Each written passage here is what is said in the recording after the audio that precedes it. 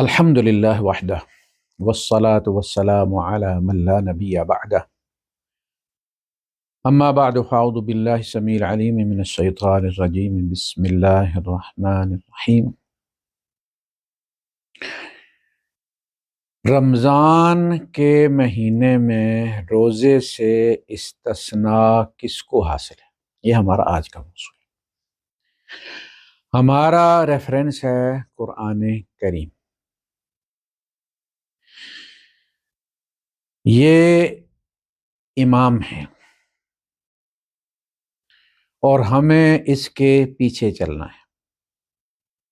اللہ کے رسول صلی اللہ علیہ وسلم نے جو پہلا قرآن کریم مرتب فرمایا تھا وہ الامام کے نام سے تھا، جس کو حضرت حفصہ علیہ السلام کے یہاں محفوظ کیا گیا تھا ایک صندوق میں، اور اسی صندوق کو منگوا کر حضرت عثمان غنی رضی اللہ تعالیٰ عنہ نے اس کی کاپیاں کروا کر اپنے تمام اقالیم کے جو دارالخلافے تھے ان میں پہنچایا تھا کہ وہاں پھر جن لوگوں نے وہاں سے نوٹ کرنا ہے وہ نوٹ کر لیں۔ اللہ پاک نے تورات کے بارے میں فرمایا من قبل ہی، یعنی اس سے پہلے، کتاب موسیٰ اماماً و رحمہ، اس سے پہلے موسیٰ کی جو کتاب تھی یعنی تورات وہ امام بھی تھی اور رحمت بھی تھی۔ تو قرآن کریم کا اصل جو نام تھا، جس نام سے مرتب کیا گیا تھا، وہ الامام تھا۔ یہ الامام ہے، باقی سارے امام اس کے پیچھے ہاتھ باندھ کر کھڑے ہوتے ہیں۔ اگر آپ نے قرآن سے ہدایت لینی ہے تو اس کو الامام سمجھنا ہوگا، الامام، صرف امام نہیں، الامام، اور اس کو فالو کرنا ہوگا۔ وَهَذَا کتاب مبارک، اس کے فَاتَّبِعُوهُ، وَهَذَا کتاب انزلناہ مبارک فَاتَّبِعُوهُ، اس کو فالو کرو۔ یہ اصل ریفرنس ہے۔ اس کے کلام کے بعد، اس کے فتوے کے بعد، اس کے حکم کے بعد کسی کا حکم اس کو منسوخ نہیں کر سکتا۔ اس طریقے کے ساتھ قرآن پر ایمان لائیں گے تو ہدایت ملے گی۔ صرف پڑھنے سے نہیں، پڑھ اس کو لیا، فتوے اوروں کے مان لیے، ایسا نہیں۔ یہ کتاب کیا کہتی ہے؟ یہ کہتی ہے کہ یا ایھا الذین آمنوا کتب علیکم الصیام کما کتب علی الذین من قبلکم لعلکم تتقون ایاما معدودات فمن کان منکم مریضا او علی سفر فعدۃ من ایام اخر۔ تو اے ایمان والو، تم پر فرض کیے گئے روزے جیسے تم سے پہلے لوگوں پر فرض کیے گئے تھے، تاکہ تم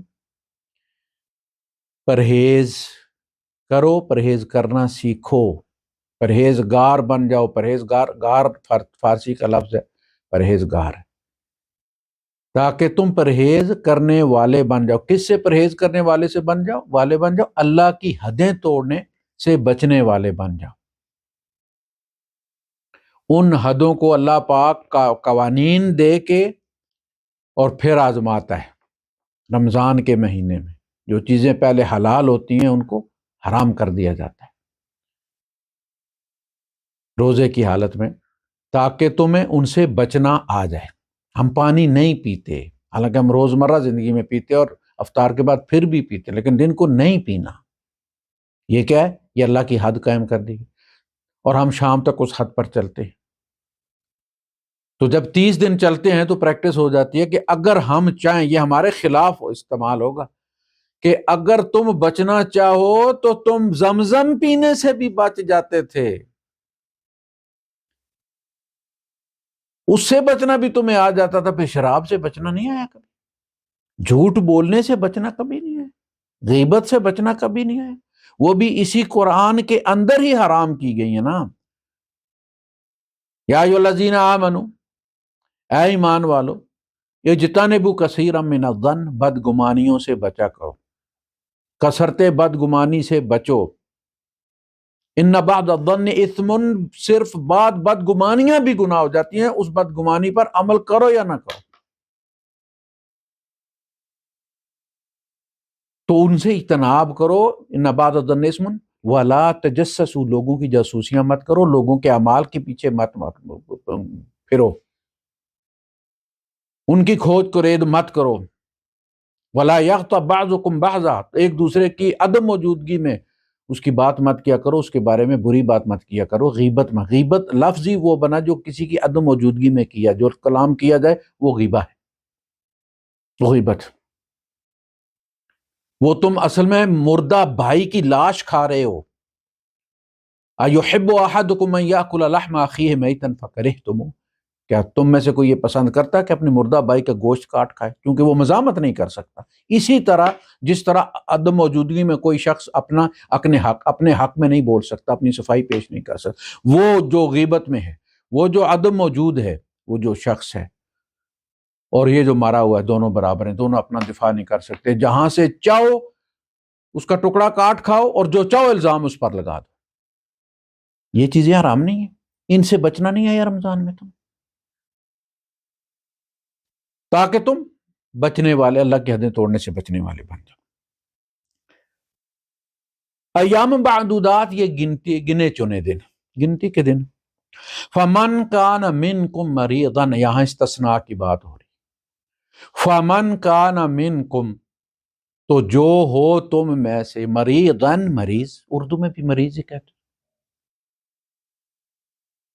او علی سفر، یا ہو سفر پر، اردو میں بھی سفر ہی کہتے۔ دو استثناء ہیں، تیسرا کوئی استثناء شامل نہیں ہے قرآن۔ رمضان کا روزہ رکھنا ہے سوائے ان دونوں کو، ان کو اجازت ہے کہ اگر وہ روزہ چھوڑیں تو چھوڑ سکتے ہیں، لیکن رکھیں تو قبول ہوگا۔ مسافر رکھے تو قبول ہے، چھوڑنا چاہے تو چھوڑ سکتا ہے، یہ چونکہ کیس ٹو کیس معاملہ ہے لہذا اس کو اوپن چھوڑے۔ اور بیمار اگر چھوڑنا چاہے تو چھوڑ سکتا ہے، لیکن اگر رکھے تو قبول ہے۔ دو استثناء ہیں، دو آپشن ہے دونوں کو، مسافر کو بھی اور مریض کو بھی، تیسرا کوئی آپشن قرآن نہیں دیتا۔ اور رمضان کے روزے کی اہمیت کا یہ حال ہے کہ اللہ کے رسول صلی اللہ علیہ وسلم فرماتے ہیں کہ جس شخص نے روزہ چھوڑ دیا بلا عذر، فلم یجزہ ولو صام الدہر، زندگی بھر روزے رکھتا رہے تو اس چھوڑے ہوئے رمضان کی، مستی میں چھوڑے ہوئے روزے کی قضا نہیں ممکن، یعنی اس کا برابری نہیں کی جا سکتی، وہ بھرپائی نہیں ہو سکتی، اس کی کمپنسیشن نہیں ہو سکتی۔ ولو صام الدہر، سال بھر روزے رکھے، زندگی بھر روزے رکھتا رہے، لیکن عذر والے کے لیے اللہ پاک نے آگے فرمایا یرید اللہ بکم الیسر ولا یرید بکم العسر۔ تو دو مریض ہیں، ایک مریض ایک مسافر، دو استثناء ہیں۔ اگر آپ قرآن کو امام مانتے ہیں، قرآن کو کوئی اہمیت دیتے ہیں، قرآن کو ریفرنس مانتے ہیں، اور اس کے بعد سارے ریفرنسز اس کے بعد ہیں، قرآن کو اس طرح پڑھنا ہے کہ میں نے اس کو فالو کرنا ہے، اماموں کے ووٹ لے کر اس کو نہیں ماننا، فقہا کے ووٹ لے کر کے اتنے ووٹ زیادہ آئے ہیں تو میں نے قرآن کو ماننا ہے، اس طرح مشروط نہیں۔ قرآن نے کہہ دیا میرے لیے الامام یہی ہے، اللہ کا کلام یہی ہے، اللہ کا فتویٰ یہی ہے، اور اس قاضی کی عدالت میں قیامت کے دن ہم نے پیش ہونا ہے، اور پھر وہ پوچھے گا کہ میرے حکم کے بعد جتنے لوگوں کے حکم کو سامنے رکھ کے تم نے میرے حکم کو توڑا، اس میں تعویل کی، اس میں تم نے کانٹ چھانٹ کی، اپنی مرضی کا بنایا، کٹ ٹو سائز کیا اسے تاکہ ہمارے اماموں کے فہم کے مطابق ہو جائے، وہ سارے اصل میں تم نے خدا مانے، خدا کے حکم میں شریک مانے ہیں تو خدا مانے۔ اگر اس کو آپ مانتے ہیں تو پھر یہ دو استثناء دیتا ہے، اور وہ اس میں بھی دو آپشن، مریض روزہ رکھنا چاہے، ہمت ہے اس میں تو جی بسم اللہ، قرآن حرام نہیں کرتا اس پر روزہ، اجازت دیتا ہے روزے چھوڑنے کی، روزہ چھوڑنے کا حکم نہیں دیتا۔ رکھنا چاہے تو رکھے، اس کی عظیمت ہے، اللہ پاک اس کو اجر دے۔ مسافر روزہ چھوڑنا چاہے تو اجازت ہے، روزہ رکھنا اس پر حرام نہیں ہے، رکھے تو ہو جاتا ہے۔ اور رمضان کا روزہ آگے حکم دیا گیا ہے، فمن شاہد منکم الشہر، تم میں سے جو شخص یہ رمضان کا مہینہ پالے، فلیصمہ، اسے چاہیے کہ اس مہینے کا روزہ رکھے، فلیصمہ، اس پر لازم ہے کہ وہ اس مہینے کا روزہ رکھے۔ اب ہم نے تیسرا استثناء دیا، فقہا نے دیا۔ پہلے تو یہ بات کہ جو پیچھے جتنے بھی یہ فقہا اور ان کے فتاوی ہیں، ان کی صدیوں حکومتیں رہی ہیں، ان حکومتوں نے ان کا لٹریچر بچا کر رکھا ہے، اس کا جو مخالف لٹریچر تھا اس کو جلا دیا، دبا دیا، نقل کرنے والے راوی تک مروا دیے ہیں۔ اس لیے دوسرا کوئی لٹریچر آپ کو نہیں ملتا، خوارج کا لٹریچر نہیں ملتا۔ خوارج کا لٹریچر جو تھا وہ بڑا مدلل لٹریچر تھا، ایسے نہیں جانے لیتے ہوتے تھے۔ وہ لوگ جو کھائی ہوئی کھجور بخشانے کے لیے کھجور والے کے پیچھے گئے ہیں، پتہ کرتے کرتے وہ جہاں ملا انہیں پہلے گھر گئے، بستی والوں کا وہ باہر گئے، ان کے کھیتوں میں اس کے پاس گئے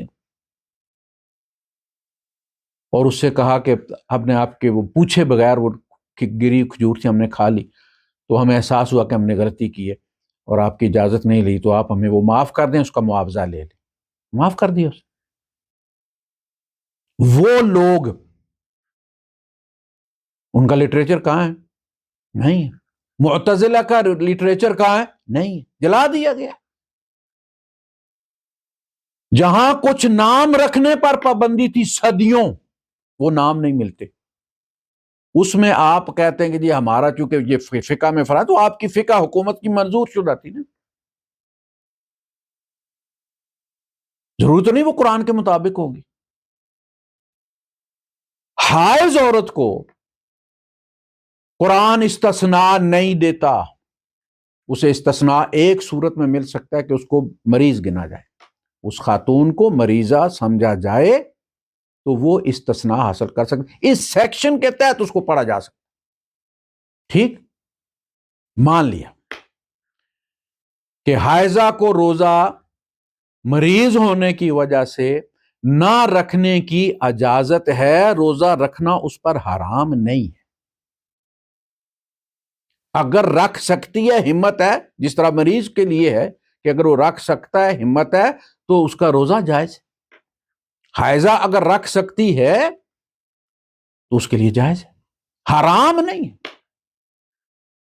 اور ظلم یہ ہے کہ اگر اس کو حیض 10 منٹ پہلے آ گیا ہے افطار سے اور آپ کہتے ہیں روزہ ٹوٹ گیا ہے، کنٹینیو رکھے گی تو گناہ گار ہوگی۔ کیوں؟ یعنی روزہ اس پر رکھنا حرام کر دیا گیا۔ مسافر پر حرام نہیں ہے، مریض پر حرام نہیں ہے، حائضہ جس کو قرآن مینشن ہی نہیں کرتا استثناء میں، اس پر حرام ہے۔ کس نے کیا حرام؟ مولویوں، انہوں نے حرام کی۔ کس دلیل پر کیا ہے وہ آگے ڈسکس کرتے ہیں۔ روزہ کس چیز کا نام ہے؟ آپ دیکھ لیں جہاں بھی ہے روزہ کس کو کہتے ہیں، فاسٹنگ کی شرائط دیکھ لیں، اس میں یہ کہ کھانے سے، پینے سے اور ازدواجی عمل سے اجتناب کا نام روزہ ہے۔ روزے کی نیت سے، روزے کی نیت سے، کھانے سے رکنا، پینے سے رکنا، سیکس سے رکنا، یہ 3 شرطیں ہیں جو روزے کو قائم رکھتی ہیں۔ اس میں طہارت کہیں نہیں، اس میں نماز بھی نہیں ہے کہ چونکہ حائضہ نماز نہیں پڑھتی لہذا روزہ بھی نہ رکھے، یہ دلیل دیتے ہیں۔ پھر روزہ رکھنے کا کیا فائدہ؟ او بھائی نماز اسے معاف ہے تو روزہ معاف کرو نا، قضا کیوں رکھواتے اسے؟ نماز پڑھنا حرام ہے نا تو نماز فرض بھی نہیں ہے۔ عورت بعد کے ایام کی نمازیں نہیں پڑھتی تو پھر روزہ بھی اس کو معاف کرو یارو، پورا فتویٰ دو نا۔ اگر روزہ رکھنا حرام ہے تو پھر روزہ معاف کرو، جس طرح نماز پڑھنا حرام ہے تو نماز معاف ہے۔ اس کی قضا کیوں رکھواتے ہو؟ کس دلیل سے رکھواتے ہو؟ اس دلیل کو بھی ہم ڈسکس کرتے ہیں. تو لوگ عورتوں کے 4 سال کے روزے جمع ہوئے ہوتے ہیں. وہ پوچھتی پھرتی ہیں مسکین کی بچیاں کہ ہم وہ پہلے قضاء والے رکھیں یا رمضان کے رکھیں. اگلا رمضان سر چڑھ جاتا ہے، وہ پھر رمضان شروع کر دیتے ہیں، اس میں 5 7 بعض کے 10 روزے چلے جاتے ہیں، وہ 40 کے 50 ہو گئے. معاف کرو انہیں. وہ تم قیاس کر لو یار، نماز تم نے حرام کی ہے نا، نماز اس لیے حرام ہے کہ طہارت حاصل نہیں ہے اور وہ اس کے بس میں بھی نہیں ہے. تو اللہ نے کتنی کریمی فرمائی کہ نماز معاف ہی کرتی. تو روزہ وہ رکھ سکتی ہے تو رکھے، رمضان کا روزہ چھڑوا دیتے ہو اسے اپنے فتوے سے، قرآن کے ریفرنس کے بغیر. تو اگر مریضہ ہے تو مریض کے پاس 2 آپشن، چاہے تو رکھے، ہمت ہے جی بسم اللہ، عزیمت کا معاملہ ہے، اللہ اس کو زیادہ اجر دے گا کہ مریض ہوتے ہوئے رکھا.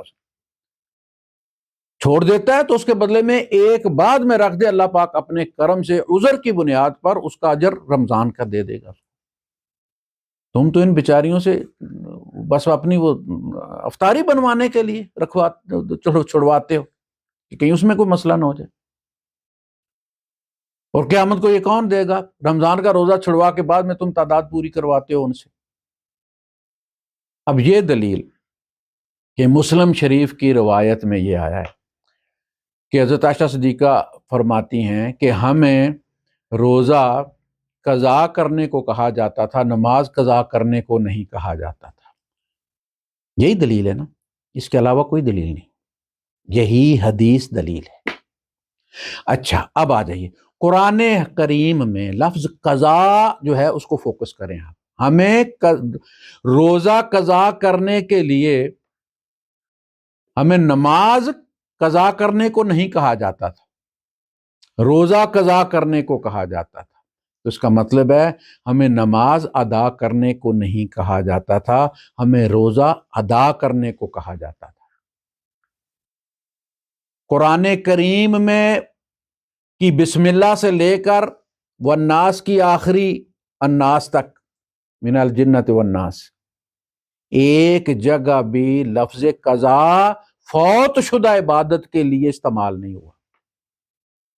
جہاں بھی استعمال ہوا ہے ادا کرنے کے معنوں میں استعمال ہوا ہے. تو اس حدیث کا مطلب ادا کرنا ہے، قضا کرنا نہیں ہے. وہاں سے تو مطلب اس کے خلاف، قرآن کے خلاف اس قضا کا مطلب لیتے ہو. 250 سال بعد، 200 سال بعد فقہا نے فوت شدہ عبادت کے لیے لفظ قضا استعمال کرنا شروع کیا.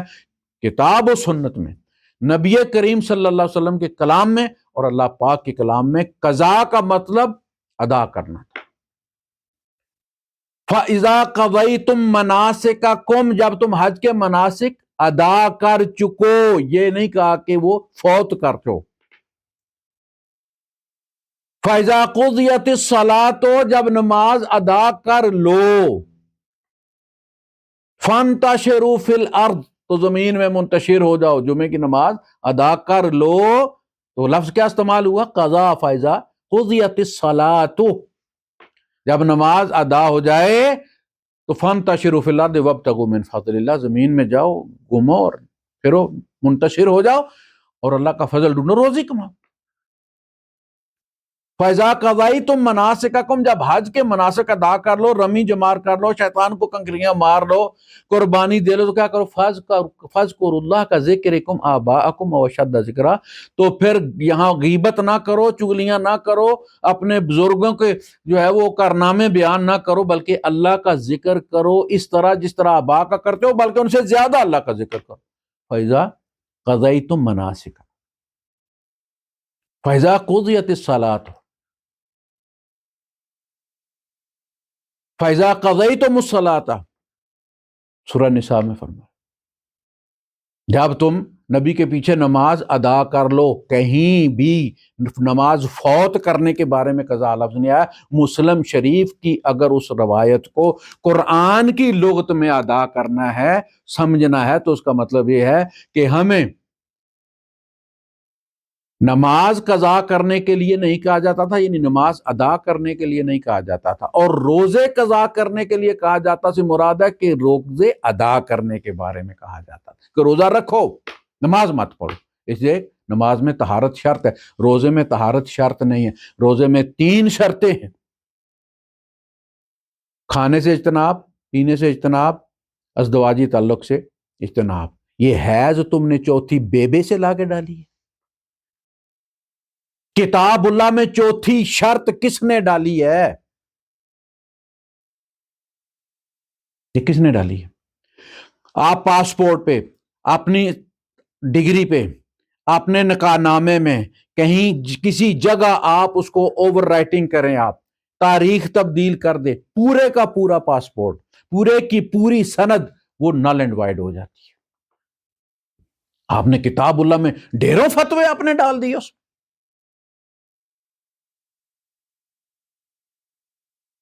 اور اس کو حکم اللہ کہہ کے تم لوگوں نے وَيَقُولُونَ هُوَ مِنْ عِنْدِ اللَّهِ وَمَا هُوَ مِنْ عِنْدِ اللَّهِ، کہتے ہیں یہ اللہ کی طرف سے، حالانکہ وہ اللہ کی طرف سے نہیں ہوتا۔ ٹھیک یہودیوں والی بیماری۔ ہماری وہ مائیں، وہ بہنیں جن کو رمضان میں ان ایام کا سامنا کرنا پڑے، وہ روزے رکھیں، روزے میں طہارت شرط نہیں ہے، نہ کھائیں نہ پیئیں نہ ازدواجی تعلق، پہلے ہی حیض کی وجہ سے منع۔ وہ اپنے روزے، رمضان کے روزے ان کے کہنے سے نہ چھوڑیں، پورے رکھیں روزے۔ اللہ نے انہیں منع نہیں کیا ہے، اللہ نے 2 کو استثناء دی ہے۔ وَمَنْ كَانَ مِنْكُمْ مَرِيضًا أَوْ عَلَى سَفَرٍ، اگر تم میں سے کوئی بیمار ہے یا سفر پہ ہے۔ اگر تم اس کو بیماری تصور کرتی ہو شوگر کی وجہ سے، اور یا اس خون کے جانے کی وجہ سے تمہیں کمزوری محسوس ہوتی ہے، تو تمہیں نہ رکھنے کی اجازت ہے، گناہ گار نہیں ہوگی۔ لیکن تم پر روزہ رکھنا منع نہیں ہے، حرام نہیں ہے۔ اگر تم نے روزہ رکھا ہوا ہے، کسی وقت بھی دن میں حیض آ گیا، تو اس حیض کا پیشاب کی تک کا معاملہ ہے، پیشاب سے بھی روزہ نہیں ٹوٹتا، حیض سے بھی نہیں ٹوٹتا۔ اس کا روزے کے ساتھ روزے کو توڑنے سے کوئی تعلق نہیں، پورا کرو، اپنا جاری رکھو روزے رکھنا۔ یہ کتاب اللہ کا حکم ہے، یہ اللہ کا حکم ہے۔ باقی ان لوگوں سے بات انشاءاللہ اللہ کی عدالت میں ہوگی، ہماری اللہ کے نبی کی بھی ہوگی، اور اللہ پاک بھی خود پوچھے گا کہ میرے فتوے کون تبدیل کرتا رہا، ان پر اوور رائٹنگ کون کرتا رہا۔ وآخر دعوانا ان الحمدللہ رب العالمین۔ جہاں تک ان کی اس دلیل کا تعلق ہے کہ جی آپ کوئی بتا دیں، پہلے خواتین صدیاں گزری ہیں، تو پہلے کبھی زلزلہ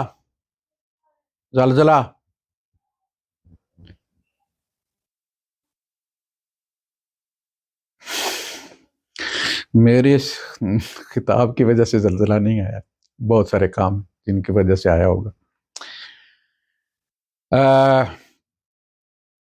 یہ دلیل ہے نا کہ جی یہ پہلے کبھی کسی نے یہ موضوع اٹھایا، یا خواتین جو ہے وہ ان میں سے کسی نے اس موضوع پہ لکھا یا کہا یا تو بات یہ ہے کہ حضرت عائشہ صدیقہ رضی اللہ تعالیٰ عنہ رسول اللہ صلی اللہ علیہ وسلم کے ساتھ جب گئی تھیں حجۃ الوداع پر، تو وہاں پہنچنے سے پہلے وہ خود بیان کرتی ہیں کہ اتنا شوق تھا، اتنا ذوق تھا کہ ہم باتیں ہی حج اور عمرے کی کر رہی تھی کہ حرم کے قریب پہنچ کے حدود میں جو ہے وہ مجھے ایام آ گئے، شروع ہو گئے، تو میں رونے لگی زاروں قطار۔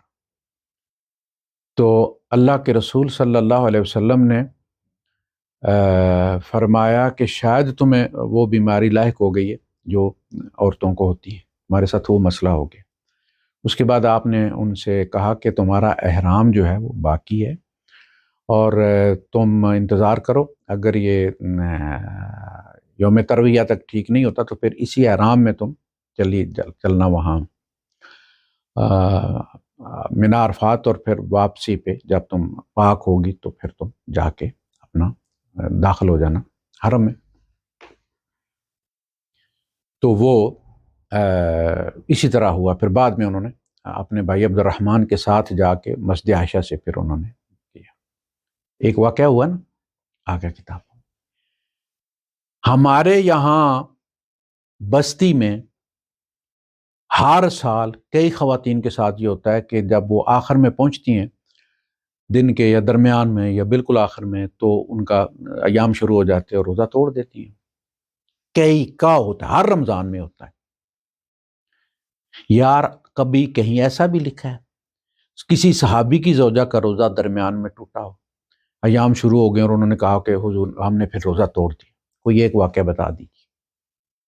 تابعین میں تو وہ سلسلہ جو چل پڑا نا، اللہ کے رسول صلی اللہ علیہ وسلم کے ازواج و مطہرات میں سے کسی کے ساتھ، باقی صحابہ کے ساتھ، کسی کے ساتھ، کسی کی بیٹی کے ساتھ، کسی کی بیوی کے ساتھ ایسا ہوا کہ درمیان میں بتا رہا ہوں کہ ہر بستی میں ایسا ہوتا ہے، ہر چوتھے گھر میں، پانچویں گھر میں یہ ہوتا ہے، واردات ہوتی ہے، ہماری برادری میں ہوتی ہے، پتہ ہے، پتہ چل جاتا ہے کہ جی وہ درمیان میں جا کے وہ ایام شروع ہو گئے تو روزہ ٹوٹ گیا، روزہ توڑ دیا، فتویٰ جیسے دیتے کوئی ایک واقعہ بیان کر دیجیے۔ اس کا مطلب یہ ہے کہ روزے کے درمیان بھی روزہ جاری رہتا تھا، رمضان کے درمیان بھی ایام کی صورت میں ان کے روزے جاری رہتے تھے۔ ایک واقعہ ایسا نہیں کہ کسی کا روزہ ٹوٹا ہو یا توڑنے کا فتویٰ دیا گیا، تو پیش کیجیے۔ وآخر دعوانا الحمدللہ رب العالمین۔